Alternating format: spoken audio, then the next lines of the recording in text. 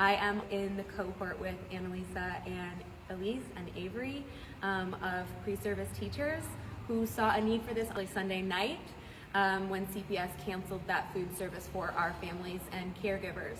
On top of them canceling the service, there are no grocery stores. The parents were not given enough time to really compensate for that. So we knew students were going to be going hungry. I was waiting for some response, and I just kept waiting and eventually realized somebody needs to organize it, and made a few phone calls. And because so many people were ready to help and just needed that push, everything just came together. I was running errands on Monday morning and saw a message from Facebook. I pulled over and responded to Elise's question if the church would help with this emergency food drive and distribution site. How long did it take to make the decision? It took no time to make the decision. Of course, I conferred with our church leaders who were in absolute 100% support. And what else is a sanctuary for but a sanctuary for the community? Within 2 hours, she had organized people to be on site bringing groceries. We had a couple church volunteers who were willing to drop everything and come right over. And then within 5 hours, 43 families had been served with food and supplies, and the volunteers had raised $2,500. I knew that we were being connectors between people who cared a lot and wanted to do something, and between a really horrific, at that point, situation. It made sense, but it was still just surprising to see the magnitude of the donations that coming in right away, and just the food, the response. And I think a lot of people are feeling a lot of things right now. A lot of helplessness, a lot of powerlessness. So people have kind of been coming from all over to volunteer and help out.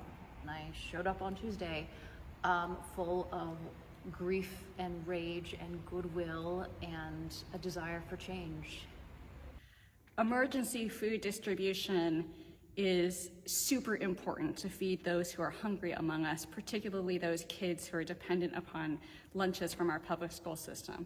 But we're here to work towards greater racial justice in our society so that we never have to have emergency food distribution for anyone, because we have access for everyone to have their needs met.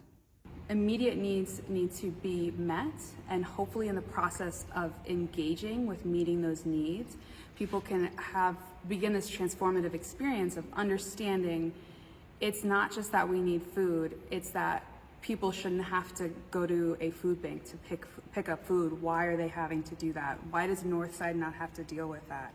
It seems to me like a very fundamental failure on a systemic level that trickles down to each of us as individuals, that our neighbors cannot get enough to eat. You know, at first we started with a very simple plan, and then we kind of added on to it bit by bit. And so I think like one of the coolest changes that I'm most excited about is how we've gotten things out to where they need to be. I was set up at 55th and Cottage Grove for most of this week. And it was really amazing just to see people walking by and like do U-turns in their car and come around and be like, oh my gosh, we're so happy that you are here. All the grocery stores are closed. We need this food. We need these diapers. We need all these things. I'm really hoping that the momentum keeps up, that people keep walking by, they keep sharing what we're doing, that they keep donating. I was telling the volunteers earlier today, it's a lot of small donations. It's not, a few very large donations. It's 15, 5, 10, 20. Share on social media, share with your friends, email people, word of mouth. A ton of people have said that they've come in because their neighbor told them, or because their friend at church told them, or because something else, some kind of network. We all are 7 degrees away from somebody who probably needs to be here, or somebody who's got a really big checkbook. This is a moment for all of us to step up in the 10,000 ways that are going to change and save this world. Sign up for the volunteer form online. Send money to support the big shopping runs that are happening. Share and post this information both to raise the funds and to raise awareness for folks who are in need.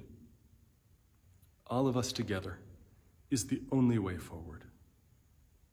There was a bus load of people. The number 4 bus stopped for us. They let everybody off everybody grabbed groceries and they let everybody back on and kept on their route, and that was my favorite part.